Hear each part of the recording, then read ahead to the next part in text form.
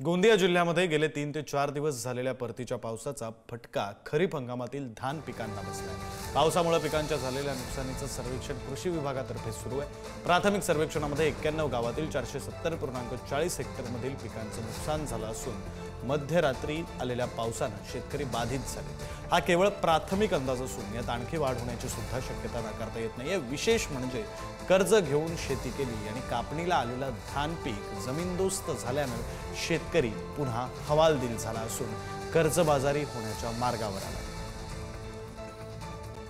पिंकेपार इथे आलो आहे आणि पिंकेपार मध्ये सुद्धा रात्री 12 वाजताच्या दरम्यान पावसाने शेतकऱ्यांचे मोठे नुकसान केले। आपण बघू शकता उभे धान पीक हे जमीनदोस्त झाले आहे।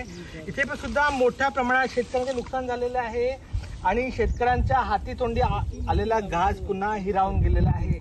आणि बघू शकता ज्याप्रमाणे नुकसान झालेलं आहे हे धान उभे पीक होते। जवळ काही दिवसातच हे धान पीक कापण्याची तयारी शेतकरी होता, मात्र हे धान पीक आता नुकसान झालेला शेतकरी आहे आपल्यासोबत। काय सांगाल, केव्हा पाऊस आला आणि किती एकरमध्ये नुकसान झालं, काय सांगाल? हा नुकसान करीबन 2.25 एकरामध्ये झालेला आहे ना। हा झाला आणि बस 8 दिवसाच्या नंतर मध्ये अगर थोडंसं अगर तपन वगैरे मिळती तर धान कापून झाला रस्ता, मगर हातात आलेलं नुकसान हा बिलकुल भयंकर भारी नुकसान पडला आहे। काय सांगा, सरकारला काय विनंती करणार आहे? आता बस हेच सरकारला विनंती आहे की भाई आता जो आपला जो हा नुकसान झालेला आहे याच्यावर थोडंसं लक्ष करून फेरी नुकसान भरपाई। एकूण किती एकरमध्ये शेती होती आपली? हे शेतकरी याने खेती आहे 8 एकरामध्ये, मगर नुकसान झालेला जो आहे 2.25 एकरामध्ये।